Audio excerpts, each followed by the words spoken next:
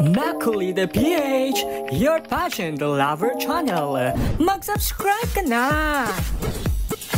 Bagamat hindi ramdam ang matinding suporta mula sa karamihan ng netizens sa social media, tuloy-tuloy naman ang buhos ng pagkakaisa at kampanya para sa pambato ng Pilipinas sa Miss Cosmo International 2025 na si Chelsea May Fernandez, lalo na mula sa kanyang home province na Sultan Kudarat. Sa kabila ng malamig na pagtanggap online, kabaligtaran naman ang sitwasyon sa kanyang lalawigan.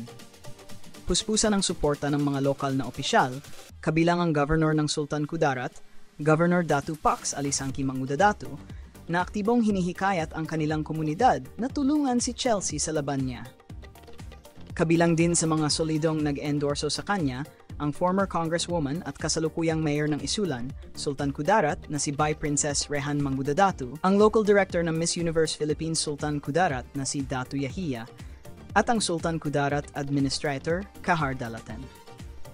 Dahil sa lakas ng suporta ng kanyang probinsya, kasalukuyan nang nangunguna sa botohan si Chelsea May Fernandez na may higit 3 milyong votes na naipon. Kasunod niya sa rankings ang pambato ng El Salvador at Vietnam na patuloy ding lumalaban sa votings. Ayon sa mechanics ng Miss Cosmo International 2025, ang kandidatang makakalikom ng pinakamataas na boto ay automatikong makakapasok sa top 10, kaya't mas lalong tumitindi ang laban at kampanya para kay Chelsea. Sa ngayon, nakatuon ang Sultan Kudarat sa patuloy na pag-angat ng boto. Umaasang madadala ng kanilang sama-samang suporta ang Pilipinas patungo sa top 10 at posibleng korona.